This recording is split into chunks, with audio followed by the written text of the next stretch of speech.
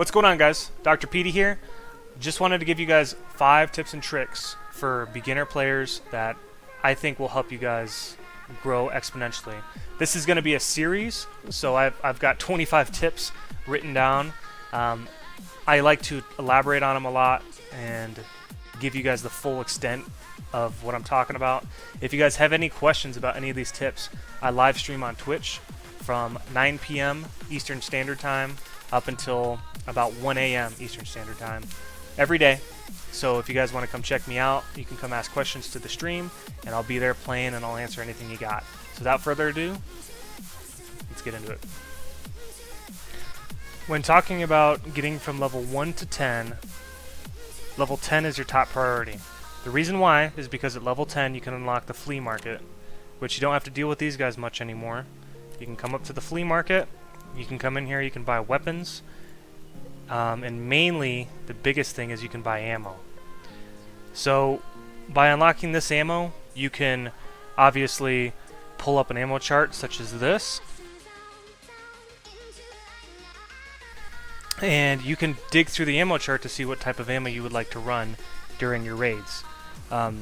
With the dealers, they have some select types of ammo that you can pick out, but typically they're not that great. Like PS ammo is okay for the 7.62. It just depends. But basically unlocking the flea market is your #1 top priority. How you can do this is go through all of your different traders and identify any items in here that you don't have identified already. You can use the middle mouse button, click to identify, and it makes your identifying process that much faster. So starting from level 1, if you do this with all of the traders, especially Fence, who cycles a lot of items in and out of here very often, if you do that, you can get yourself to about level 3 or level 4. Additionally, after you come out of a raid and you have the option from Therapist to heal, don't do that. What you want to do is you want to come in back into your stash. You just continue through, so you're really hurt, come back into your stash and use your own meds. You can use Salewas, you can use IFAX, you can use whatever.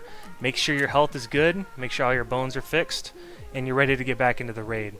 Whenever you do that, for every health point you heal, you get 1 XP. So if you're down to 200, you're down to 100 health out of 444 or 440, you simply heal up and you get all of that XP extra outside of raid. That's another really quick tip. And then obviously by doing your tasks. These are the fastest way you can possibly get into level 10. Doing your tasks, doing runs and surviving, healing yourself out of raid, and then identifying every item you see. With your hideout, everybody talks about how great having a Bitcoin farm is, which it is great, I will say that. But everybody tries to go into the hideout and they don't really know what's going on. Typically, the main point of the hideout is to get your different crafting tables up. So like Workbench, for example, we'll click in here. You can make some pretty good ammo. Here's Eagle Nick. This trade for it, to craft it, is a lot cheaper than buying it off the market. There's a lot of different crafts you can do in here that, because the market fluctuates, is sometimes better or worse. But you can sit in here and you can see all of the different rounds you can make whenever you get to like a Workbench level 3, which is maxed. You come in here, you can start these crafts and supplement your ammo. Like this is one for AP rounds. These traditionally go for $1,100 on the market, $1,200. Well, or 1,200 rupees, sorry. This craft, depending on the market, which right now it is only $600 a bullet. So there's a lot of different advantages to doing the hideout. Laboratory has a bunch of cases you can do, a Bitcoin farm obviously. So this stuff is very important and you should do it. I'm saying wait until level 10. The reason why is because you only start with 500,000 rubles and a couple guns. So if you get into a hairy situation, you might run out of money if you're spending money on all of this certain stuff. And even if you do spend money, you're going to be capped. Like say you max your hideout and you have a lot of money right off the break, and you get capped, you're gonna have to wait until certain levels anyways. Like, for example, you have to wait until level 20 before you can even get a Bitcoin farm at all, because you need mechanic level 2 and therapist level 2. So don't stress out about the hideout right away. You can poke your head in here, you can look around.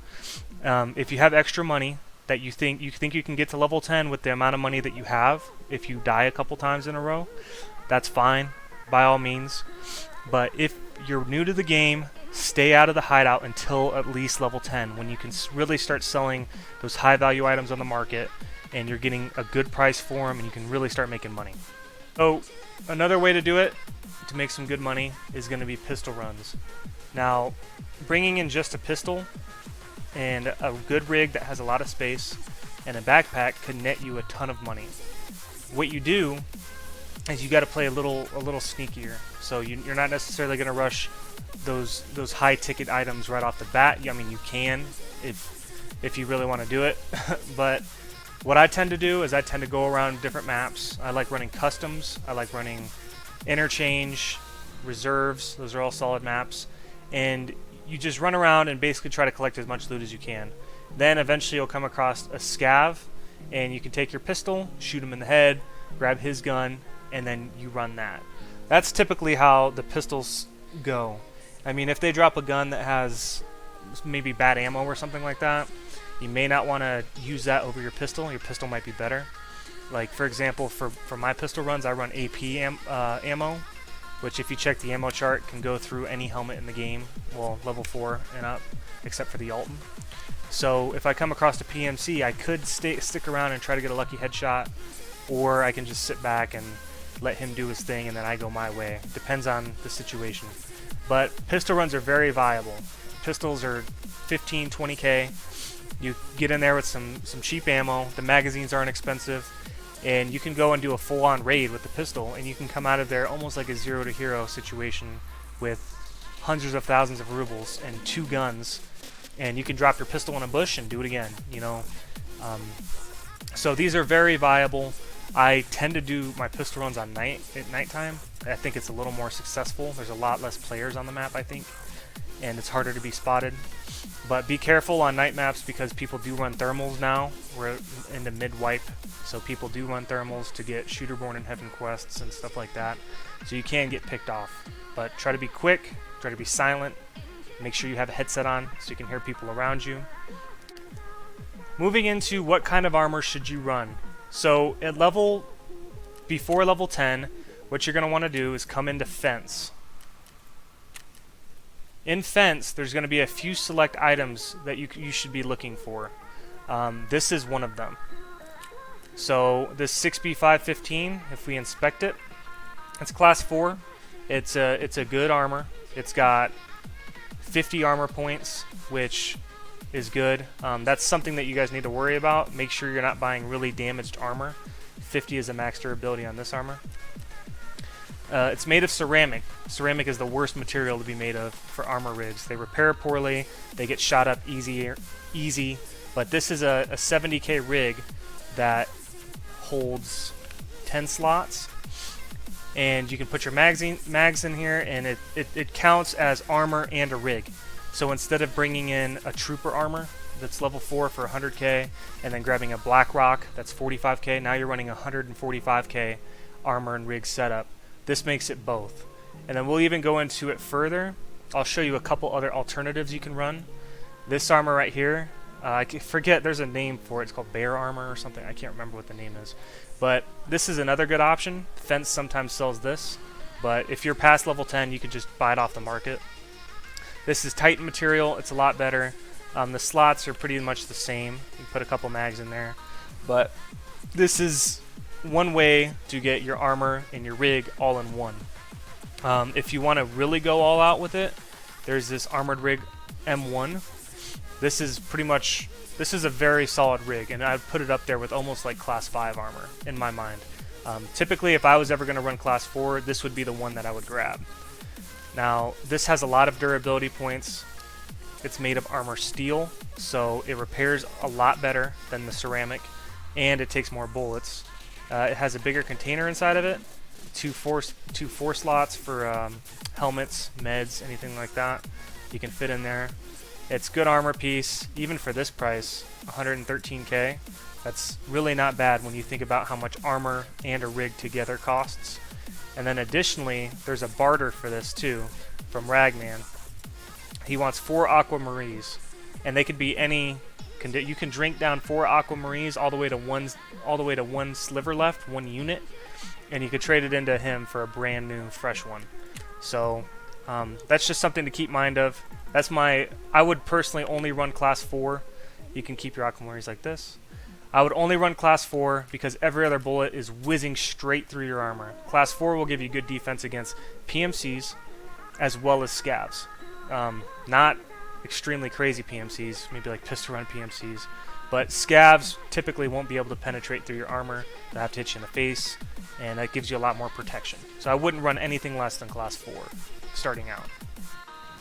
Finally, our last tip for this video is talking about moving slow and cautious.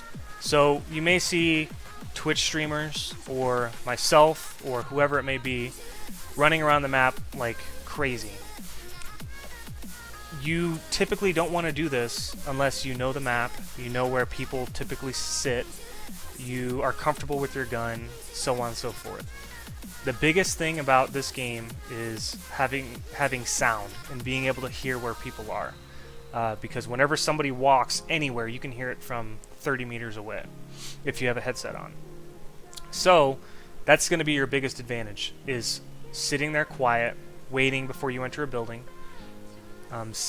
creeping your way around the map. Once you start to learn the map, you'll know where you can run, when you can run, things like that, but you're not going to know off the bat. And you don't want to be caught out with your best armor that you have that you've accrued from the raids and scav runs, and be caught out and just shot once in the head because you were too loud. So be very cautious going in until you're fully comfortable with the map. If you want to get comfortable with the map, for one, you can Google any of the EFT maps. Make sure you type in 2021 or whenever you see this video, whatever year it is, to make sure you have the latest version. And then you can click whatever map you want to do, click a time, and then right here you can enable offline mode. So in this, you have a couple options you can do. You can do random weather if you want, but what I like to do is enable PvE. You can enable the difficulty. You can put it the same as online for AIs. I typically go easy just so I can practice aiming. And then you can change the AI amount. You can enable bosses. Tagged and cursed is basically all the scavs are attracted to you. So you can click this one if you want to get into a lot of gunfights. And Scav War is scavs fight each other. It's pretty chaotic.